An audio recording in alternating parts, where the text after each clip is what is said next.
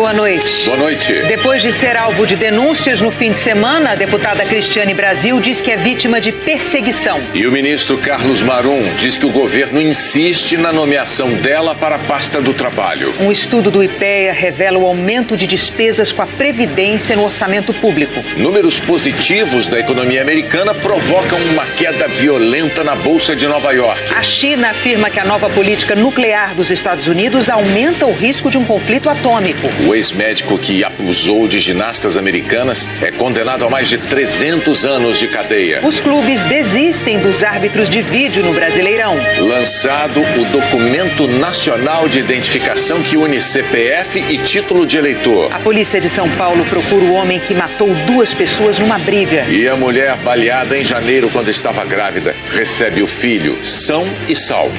O Jornal Nacional está começando. O Jornal Nacional começa com uma notícia que atenua a aflição enorme provocada pela violência e pela insegurança pública no Rio de Janeiro. Um bebê, desenganado pelos médicos, foi entregue aos braços da mãe, são e salvo. Michele e Wallace num dos dias mais felizes da vida deles. O motivo é bem pequenininho, 47 centímetros e 2 quilos 250 gramas. E vai enrolado em uma manta vermelha. Dizem que dá sorte ao recém-nascido na saída do hospital. Pode ser. Essa cena dos 3 juntos deixando o Hospital de Clínicas Mário Leone, em Duque de Caxias, na Baixada Fluminense, era quase inimaginável há menos de um mês, quando a violência marcou a história dessa família. O casal foi vítima de uma tentativa de assalto no dia 13 de janeiro. Os ladrões queriam levar o carro. Um dos bandidos deu um tiro e acertou a cabeça de Michele, que estava grávida de 8 meses do primeiro filho. Ela foi operada para retirar a bala, tinha perdido muito sangue e o bebê entrou em sofrimento. Foi feita uma cesariana de emergência. Mãe e filho passaram dias na UTI entre a vida e a morte. Mas o pai não perdia a esperança. Os dois vão sair dessa. Os dois vão sair dessa. Tanto minha esposa quanto meu bebê vão sair dessa, vão sair bem. Depois que Michele recebeu alta, Antônio continuou internado. Ele era prematuro, tinha complicações respiratórias e por ter ficado muito tempo sem oxigenação quando ainda estava na barriga, isso podia ter afetado o cérebro. Mas o bebê foi superando as dificuldades uma a uma. E depois de muitas avaliações, os médicos disseram que ele ainda inspira cuidados por ter nascido antes do tempo.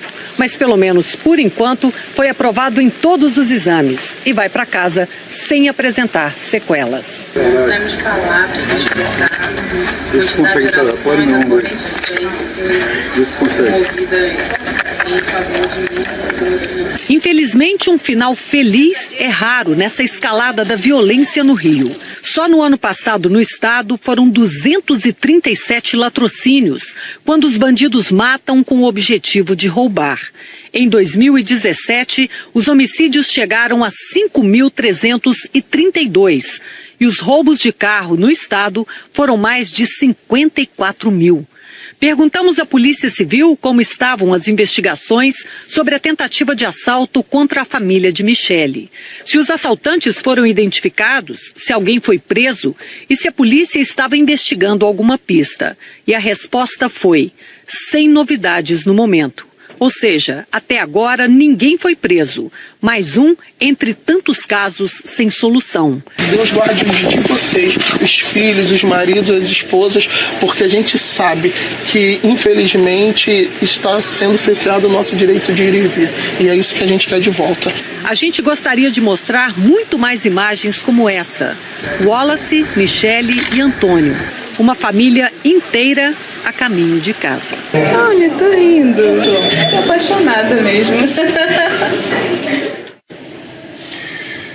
Uma briga num posto de combustíveis deixou 2 mortos e 1 ferido em São Paulo. Bruno Souza e João Batista Silva faziam parte de um grupo de 12 pessoas que estavam de passagem entre um bloco e outro na zona oeste de São Paulo. E no caminho pararam neste posto para usar o banheiro.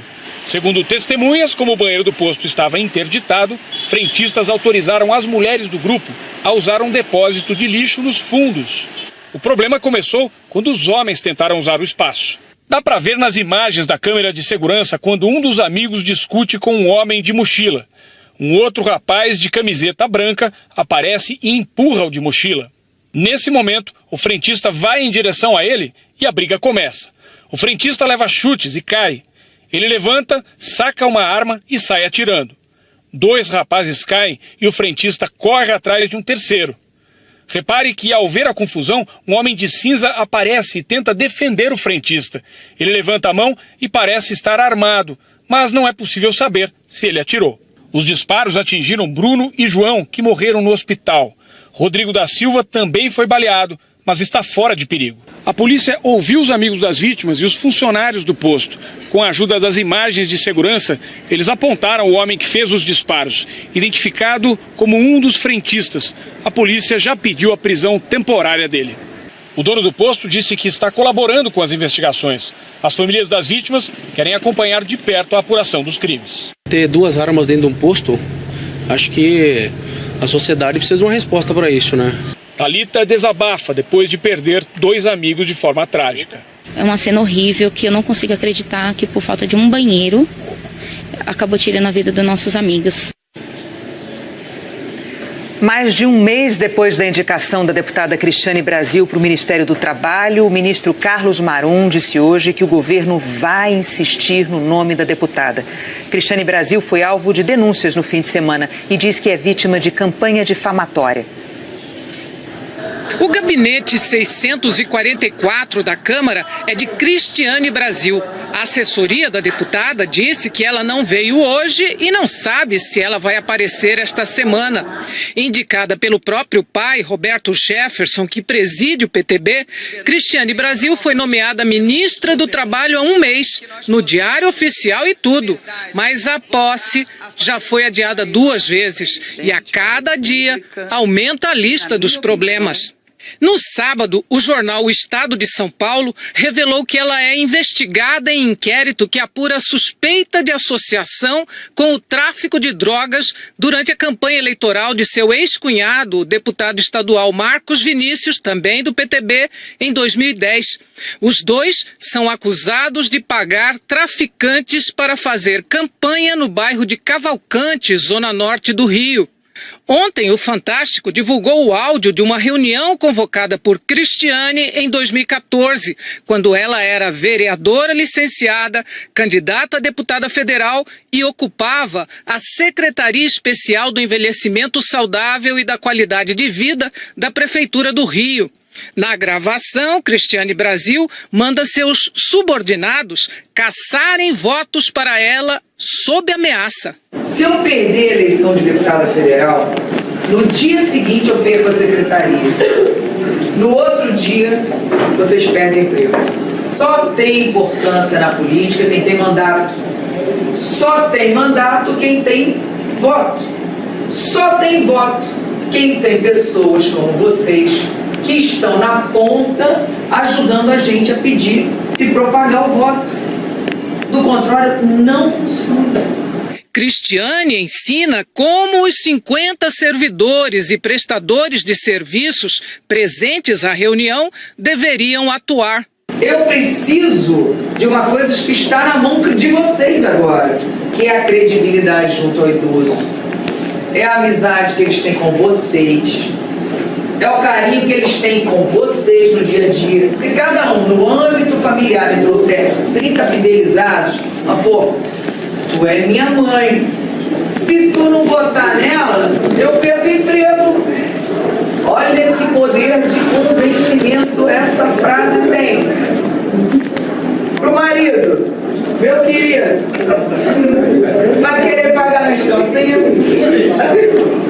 Então me ajude. Eu só tenho um jeito de eu manter o emprego de vocês, me elegendo. Hoje, o jornal O Globo informou que na eleição em 2014, Cristiane Brasil foi campeã de votos válidos da zona eleitoral formada por parte de Cavalcante e 5 bairros vizinhos, o dobro de seu principal adversário, justamente o bairro onde as denúncias indicam que o grupo de Cristiane teria comprado de traficantes o direito de exclusividade para fazer campanha. Mas nada disso fez o ex-deputado Roberto Jefferson, tampouco o presidente Michel Temer, recuarem da nomeação de Cristiane Brasil. Pelo contrário, apesar do desgaste político, o ministro da Secretaria de Governo disse que o presidente vai levar a indicada do PTB até o fim. A posse de Cristiane Brasil foi suspensa pela presidente do Supremo Tribunal Federal, Carmen Lúcia, a pedido de advogados trabalhistas que contestaram a decisão do Superior Tribunal de Justiça favorável à posse. A Advocacia Geral da União já se manifestou em defesa da prerrogativa constitucional de o presidente da República nomear ministros. Carmen Lúcia pode decidir sozinha ou levar a questão ao plenário do Supremo. Nós não vamos solicitar que o PTB faça qualquer outra indicação. A luta agora é pelo reconhecimento do artigo 84, inciso 1º da Constituição, que define claramente essa prerrogativa do presidente. Esta é, no momento, a luta e nós não temos o direito de desistir dela. Em nota, a deputada diz que vem sofrendo uma campanha difamatória que busca impedir sua posse no Ministério do Trabalho e pede que a ministra Carmen Lúcia julgue o mais rápido possível essa questão baseada em 2 ações trabalhistas do passado. Cristiane diz que tem a ficha limpa e que não poupará esforços para provar que não cometeu nenhuma ilicitude. A Polícia Federal intimou o ex-coronel João Batista Lima a depor no inquérito que apura o suposto favorecimento de empresas no setor de portos por um decreto assinado pelo presidente Michel Temer. A Polícia Federal tenta ouvir o ex-coronel desde junho do ano passado. Na intimação anterior, o coronel Lima disse aos investigadores que, por motivos de saúde, não poderia prestar esclarecimentos. O ex-coronel da PM é apontado pela Procuradoria-Geral da República, com base na delação da JBS, como um dos intermediários da propina que supostamente seria paga ao presidente Temer no caso do decreto de portos. O delegado Kleiber Malta Lopes mandou a nova intimação no dia 30 de janeiro. No inquérito, a Polícia Federal anexou mensagens telefônicas trocadas entre Lima e uma pessoa não identificada pelos investigadores, chamada Maria Helena. No dia 30 de abril de 2017, o coronel Lima diz: "Amiga, nessas condições ainda tenho esperança de receber as gorjetas que você não me deu." Na avaliação da PF, a conversa chama atenção pelo fato de o coronel, aparentemente, fazer uma cobrança utilizando o termo gorjeta. Os investigadores querem que Lima esclareça em interrogatório do que se trata a conversa. Também há uma troca de mensagens no mesmo dia entre Lima e um interlocutor chamado Miguel de Oliveira. Lima diz: "Recebeu pouco. Nas minhas contas deveria ter recebido R$120 mil. Estão garfando o coitado." A PF afirma que a conversa, aparentemente, remete a um pagamento feito a alguém que teria sido enganado, pois o valor pago deveria ter sido maior. Temer e Lima são amigos há décadas e mantêm relações próximas até hoje. Um relatório de busca e apreensão da Operação Patmos, da Polícia Federal, diz que Lima é um homem com acesso direto ao presidente Temer. E mostra que o presidente e o ex-coronel trocaram 12 ligações entre abril de 2016 e maio de 2017, com Temer já na presidência da República. Na análise do celular de Lima, investigadores encontraram na agenda de contatos número de Joesley Batista, da JBS, e do ministro da Secretaria-Geral da Presidência, Moreira Franco. O inquérito que apura propina no Porto de Santos está no Supremo, sob relatoria do ministro Luiz Roberto Barroso. Além de Lima, foi intimado a depor nesta segunda-feira o presidente da Caixa, Gilberto Occhi. A polícia quer que ele esclareça uma operação de crédito do banco envolvendo a Rodrimar. A defesa do ex-coronel João Batista Lima e o Palácio do Planalto não quiseram se manifestar. Começaram hoje os depoimentos das testemunhas de acusação no caso do sítio em Atibaia, no interior de São Paulo. O ex-presidente Lula é um dos réus, acusado de lavagem de dinheiro e corrupção passiva. O juiz Sérgio Moro ouviu o ex-gerente da Petrobras, Eduardo Musa, e os marqueteiros João Santana e Mônica Moura, responsáveis pelas 3 últimas campanhas presidenciais do PT. Todos são delatores e foram incluídos como testemunhas a pedido do Ministério Público. João Santana disse que não tem informações sobre o sítio em Atibaia. Mônica Moura não foi questionada sobre o assunto.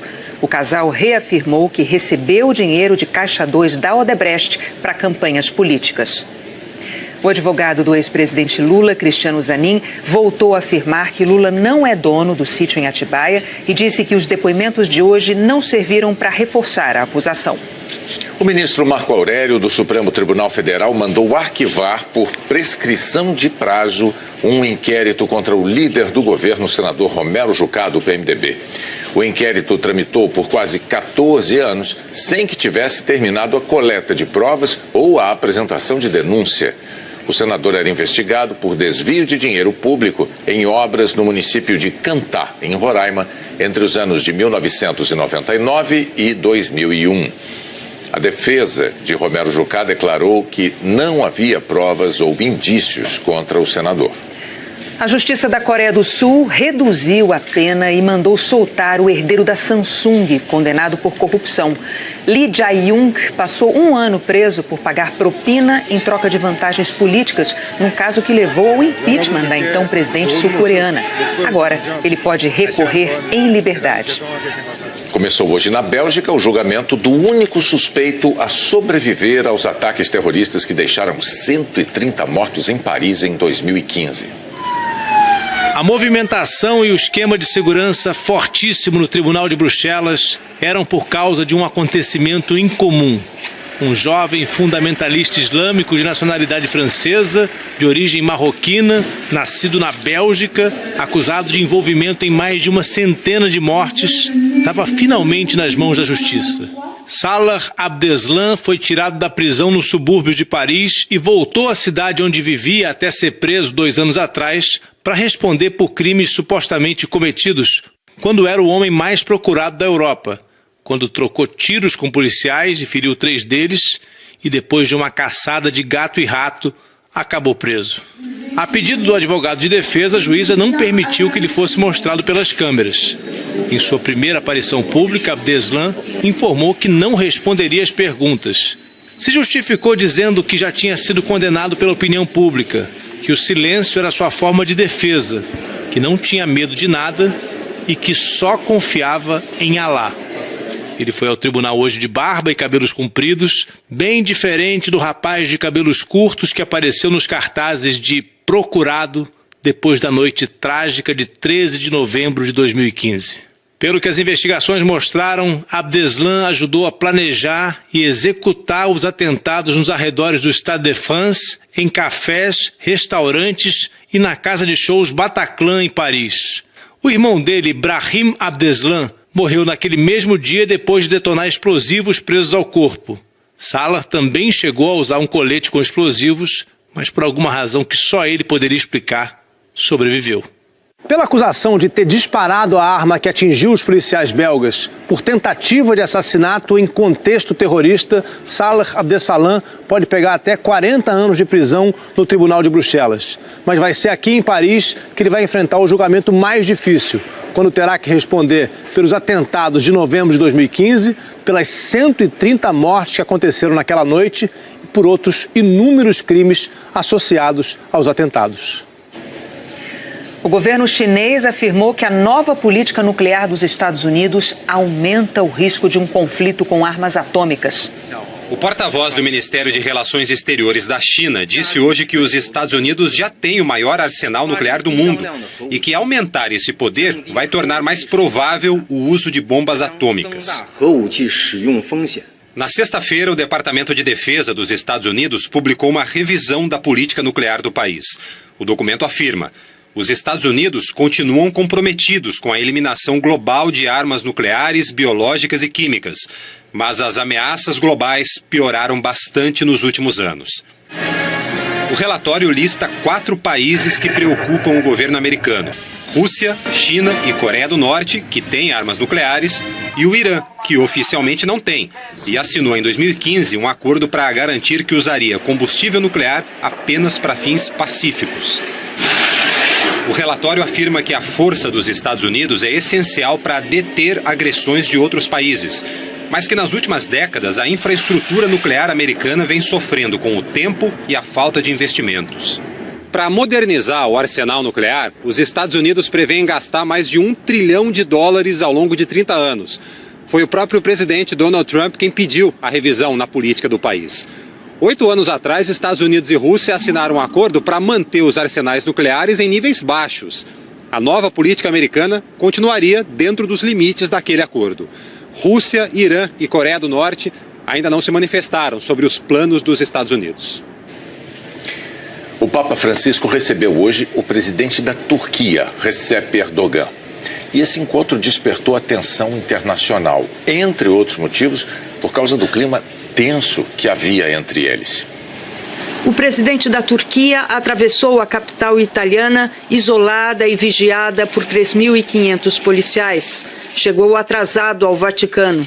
A conversa com o Papa Francisco durou mais do que o previsto. Apesar das diferenças de pontos de vista entre eles, existe um desejo comum, que a crise no Oriente Médio seja resolvida com a criação do Estado da Palestina e que Jerusalém seja a capital dos 2 estados e não apenas de Israel. A poucos metros dali, manifestantes curdos Gentiloni. O presidente turco veio atrás de apoio para apressar a entrada da Turquia na União Europeia. O processo está parado desde que o governo dele reprimiu com violência a suposta tentativa de golpe de Estado no país. A imprensa, Erdogan afirmou que a Turquia não pode ser punida por questões internas e que deseja ver o seu país entre os mais desenvolvidos do mundo. Segundo a União Europeia, não haverá chances de negociação enquanto algumas questões de direitos humanos na Turquia não forem esclarecidas. Erdogan também pediu ao governo da Itália que reconheça o Estado da Palestina. A seguir, o aumento de despesas com a Previdência no orçamento público. E o dia de queda violenta na Bolsa de Nova York. O governo lançou hoje o Documento Nacional de Identificação. O DNI vai ser gerado por um aplicativo gratuito de celular e dispensa a apresentação de outros documentos como CPF, certidão de nascimento, casamento, título de eleitor. 2.000 funcionários públicos participam do projeto piloto. A meta é que o serviço esteja disponível para a população a partir de julho. O novo documento vai usar como base o registro biométrico do TSE. Segundo o tribunal, mais de 73 milhões de cidadãos já cadastraram as digitais e as fotos. A Procuradora-Geral da República, Raquel Dodge, entrou com uma ação no Supremo Tribunal Federal para derrubar a obrigatoriedade da impressão dos votos em urnas eletrônicas. O pedido vai ser analisado pelo ministro Luiz Fux. O Congresso aprovou o voto impresso em 2015, sob a alegação de que facilitaria uma recontagem em caso de suspeita de fraude. Mas a Procuradora-Geral argumenta que o procedimento põe em risco o sigilo do voto. Neste ano, o Tribunal Superior Eleitoral deve implantar o voto impresso em 30.000 das 600.000 urnas e abriu licitação de quase R$2 bilhões para comprar impressoras. Um estudo do IPEA, que é um órgão de pesquisa ligado ao Ministério do Planejamento, apresentou um retrato alarmante da situação da Previdência Social. O IPEA constata que a cada dia as despesas com a Previdência consomem mais do dinheiro que deveria ir para escolas e hospitais, para obras de infraestrutura, para melhorar a segurança nas cidades. No ano passado, as despesas do INSS e com os servidores públicos federais levaram mais de 63% do dinheiro que sobra depois que o governo federal paga os juros da dívida. Sem reforma, diz o IPEA, esse percentual deve subir para 80% até 2026. O professor José Matias Pereira alerta para as graves consequências de adiar a reforma da Previdência. Nessa trajetória é manter uma situação explosiva, onde você vai ter cada vez menos escolas, menos hospitais, menos rodovias, e nós vamos chegar numa situação, digamos assim, de estrangulamento da economia como um todo. Entre 1995 e 2017, a despesa do INSS com o pagamento de aposentadorias e pensões, já descontada a inflação do período, quadruplicou. Saltou de 141 bilhões de reais para 561 bilhões de reais. O déficit da Previdência com o INSS passou de 1 bilhão e 100 milhões de reais em 95 para quase 184 bilhões de reais no ano passado. Os 30 milhões de aposentados, pensionistas e beneficiários do INSS consumiram 557 bilhões de reais. Para pagar benefícios, aposentadorias e pensões a 1 milhão de servidores federais e militares, o gasto foi proporcionalmente muito maior, 123 bilhões de reais. O estudo do IPEA mostra que nos últimos 22 anos, a arrecadação da Previdência cresceu em média 4,6% ao ano, percentual considerado satisfatório. O problema é mesmo com a aposentadoria precoce, tanto pelo INSS como no serviço público. Em 2016, a idade média de aposentadoria do setor privado por tempo de contribuição foi inferior a 55 anos. No setor público, a situação é semelhante. O IPEA defende a idade mínima de aposentadoria como um dos pontos centrais da reforma. A proposta do governo prevê idade mínima de 65 anos para homens e 62 para mulheres. O presidente do IPEA afirma que só a reforma da Previdência pode garantir no futuro os direitos dos aposentados de hoje e de amanhã. Sem a reforma, eu não vou garantir direito de ninguém. Vai ser necessário que os possíveis aposentados, os beneficiados futuros, vão perder direitos. Isso aconteceu em outros países. Vou deixar para depois que é o seguinte, enterrar agora um futuro. E a reforma da Previdência foi o principal tema durante o retorno dos trabalhos no Congresso Nacional. Com toda a formalidade, Senado e Câmara voltaram ao trabalho. A presidente do Supremo Tribunal Federal, Carmen Lúcia, a procuradora-geral da República, Raquel Dodge, e o ministro da Casa Civil, Eliseu Padilha, acompanharam a cerimônia de abertura do ano legislativo. O deputado Giacobbo, primeiro secretário do Congresso, leu a mensagem do presidente Michel Temer aos parlamentares. Nela, o presidente defendeu a urgência da reforma da Previdência. O atual sistema é socialmente injusto e financeiramente insustentável. É socialmente injusto porque transfere recursos de quem tem menos, tem para menos precisa, concentrando renda. É financeiramente insustentável porque as contas simplesmente não fecham, pondo em risco as aposentadorias de hoje e de amanhã. Chegou a hora de tomar uma decisão. Os presidentes do Senado e da Câmara também fizeram uma defesa enfática do controle dos gastos e da reforma. É essencial que reformemos sim a Previdência para eliminar privilégios, muitas vezes privilégios injustificáveis. Apesar da defesa, a reforma da Previdência não andou com o retorno dos parlamentares ao trabalho. A ideia do relator, deputado Arthur Maia, era entregar uma nova proposta ainda hoje ao presidente Temer com mudanças que garantissem novos votos. Não conseguiu fechar nenhuma. As conversas continuam, mas o calendário de votação vai ser atrasado. O relator não fala mais em votar depois do Carnaval, e sim na última semana do mês, e acha difícil votar lá depois. Temos dois problemas, a falta de voto e a falta de tempo. São dois problemas graves. Eu, pessoalmente, acho que se não votarmos em fevereiro, não há mais o que ser feito. O presidente da Câmara também defende a votação em fevereiro. Se a gente ampliar prazo, não vota nada. Então o prazo é fevereiro, ponto final. Eu acho que tem tempo. Todo mundo tem clareza do seu problema fiscal, todos os governadores. Os parlamentares também têm clareza da necessidade da reforma, né, com todas as dificuldades. As bolsas de valores tiveram uma segunda-feira de quedas violentas. A de Nova York registrou a maior perda num único dia em mais de 6 anos. No início do dia, o principal índice da Bolsa de Valores de Nova York, o Dow Jones, estava com 25.500 pontos. No fim da tarde, entrou em queda livre.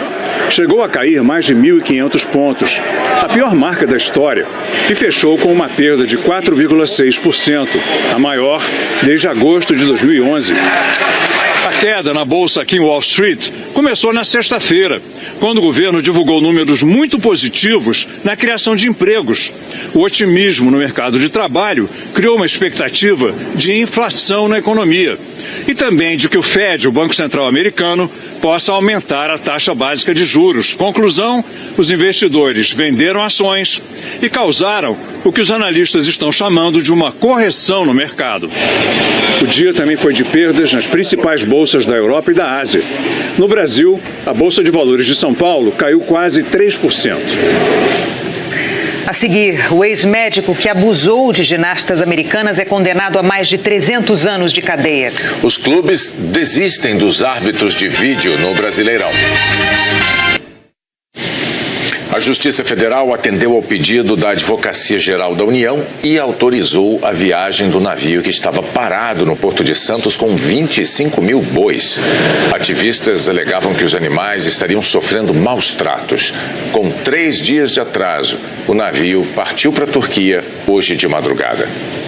Hora da gente ver como fica a previsão do tempo para amanhã em todo o Brasil. Vamos lá para São Paulo conversar com a Maju Coutinho. Oi, Maju, boa noite. O que você destaca? Oi, Renata, boa noite para você, para o Bonner e para todos. Olha só, Renata, aqui está a confirmação daquela chuva que ficou confinada no centro-norte do país neste início de mês. Nas áreas em azul, choveu entre 50% e 200% a mais do que o normal do dia 1º até hoje. Vitória, Belo Horizonte, Brasília, Palmas, São Luís, Belém são capitais onde já choveu muito em apenas 5 dias. Amanhã, a chuva mais forte deve se concentrar novamente aqui entre parte de Minas Gerais, no Espírito Santo, interior da Bahia, avançando por áreas do Piauí, do Maranhão, um bom pedaço aí da região norte e centro-oeste e norte do Rio de Janeiro também. Deve chover o dia inteiro lá em Brasília, em Teresina e em Palmas. Aliás, na capital do Tocantins, o sol nem vai se dar ao trabalho de aparecer, 27 graus de máxima por lá. A gente tem ainda 2 corredores de nebulosidade gerando toda essa chuva aí. A gente tem que prestar atenção também a este sistema de baixa pressão, que ao levantar o ar forma as nuvens de chuva, nuvens carregadas, e é ele que vai continuar provocando chuva no Rio e trará a chuva de volta aqui para São Paulo. Pode chover a qualquer hora na capital paulista, 25 graus de máxima. Isso é a mesma situação aqui de Belo Horizonte. E no Rio de Janeiro, Renata, tem repeteco aí, dia chuvoso com 18 de mínima e 30 graus no período da tarde. E nesse mapinha que você mostrou há pouco, a região sul parece estar fora desses corredores de umidade, né? Muda alguma coisa para o sul? Muda um pouquinho, Renata. Aos poucos a chuva vai chegando lá à região. Amanhã as pancadas podem atingir aqui, olha, sul do Paraná, Santa Catarina, norte do Rio Grande do Sul, mas as outras áreas continuam aí com tempo firme e o ar deve ficar muito seco aqui no oeste gaúcho. Floripa pode ter pancada à tarde, 28 graus de máxima, Curitiba com 26 de máxima, nevoeiro pela manhã, Porto Alegre com calor e sol. Terça-feira ensolarada também aqui, olha, entre Roraima e parte do Amapá, nessa faixa amarela em pedacinho aqui da Bahia, avançando para o sul do Rio Grande do Norte, sul e oeste de São Paulo e grande parte aqui de Mato Grosso do Sul, como lá em Campo Grande, onde faz 33 graus, Boa Vista com 34 e Aracaju com 31, sol nessas capitais, Renata. A gente volta a se falar amanhã. Até amanhã, Maju. Até amanhã. O Comitê Olímpico do Brasil anunciou hoje quem vai carregar a bandeira nacional na abertura dos Jogos de Inverno em Pyeongchang. Que jeito estranho de celebrar um grande dia. Seria isso uma dança? Nada. É apenas Edson Bindilate simulando com o corpo os movimentos que o trenó precisa fazer na hora de despencar a pista abaixo, ultrapassando 100 km por hora. Piloto do bobsled brasileiro nos Jogos de Inverno, ele caminhou pelo traçado nessa segunda. Um pouco de trabalho depois de ter recebido uma grande notícia. Mais cedo, ele foi ver o hasteamento da bandeira brasileira na Vila Olímpica e saiu de lá com ela na mão. Edson, 38 anos e veterano de 4 Olimpíadas, foi nomeado para carregá-la na abertura dos Jogos, que ocorre na próxima sexta. Sempre tive um sonho lógico, todo atleta olímpico quer carregar a bandeira do seu país, e pra mim não é diferente, né? E pra mim foi uma surpresa bem grande, se não esperava mesmo. E olha que essa tarefa aqui em Pyeongchang também pode ser bastante desafiadora. O Estádio Olímpico, que recebe a cerimônia inaugural, não tem cobertura. E os termômetros devem marcar até 15 graus negativos. Seria a cerimônia de abertura mais gelada da história olímpica. Será que o Edson, então, entrou numa fria? Com a emoção de uma cerimônia de abertura, carregando a bandeira do nosso país, com milhões de pessoas nos assistindo, eu acho que vai estar muito quente lá dentro, não vai ter problema nenhum. Tá certo. Se esfriar demais, ele já sabe o que fazer. Afinal, é uma festa. Vai ter música para se mexer. E o Edson tem gingado para pilotar e para dançar. Os Jogos de Inverno de Pyeongchang começam nesta sexta-feira e você vai poder acompanhar aqui na Globo. Da Procuradora-Geral da República, Raquel Dodge, para que o Supremo Tribunal Federal derrube a obrigatoriedade da impressão dos votos em urnas eletrônicas. O ministro Luiz Fux, que tinha sido sorteado para analisar essa ação, se declarou impedido. Ele alegou motivos de foro íntimo e também por ter interesse no processo, já que é o novo presidente do Tribunal Superior Eleitoral. Agora, um outro ministro vai ser sorteado. A seguir, a reabertura de um dos templos mais importantes de Salvador.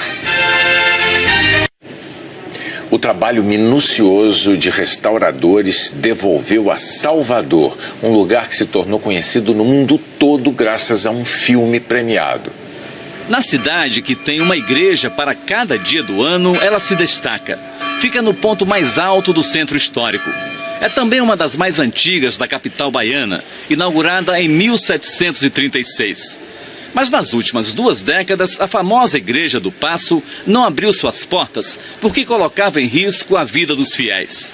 Rachaduras nas paredes, abalos na estrutura. O principal cenário do filme, O Pagador de Promessas, ameaçava desabar.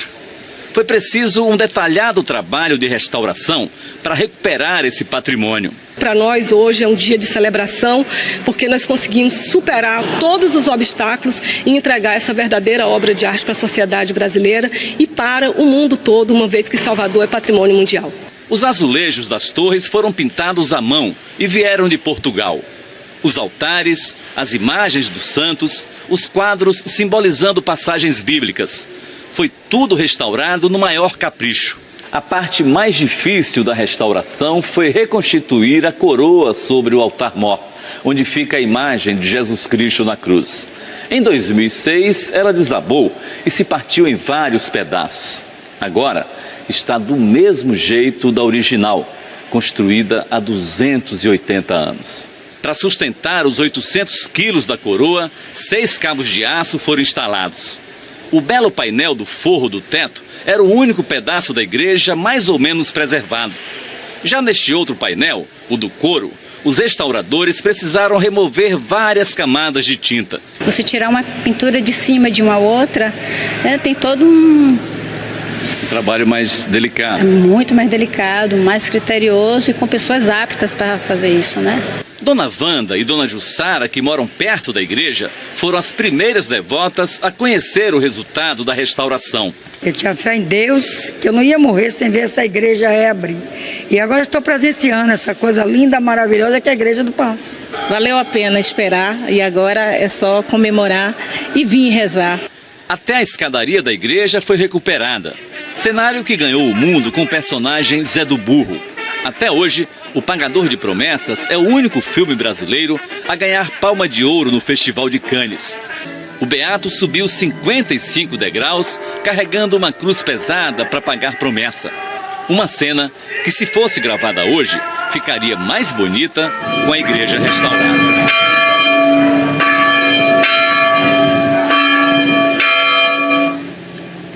O Jornal da Globo é depois de Tela Quente. Boa noite. Boa noite e até amanhã.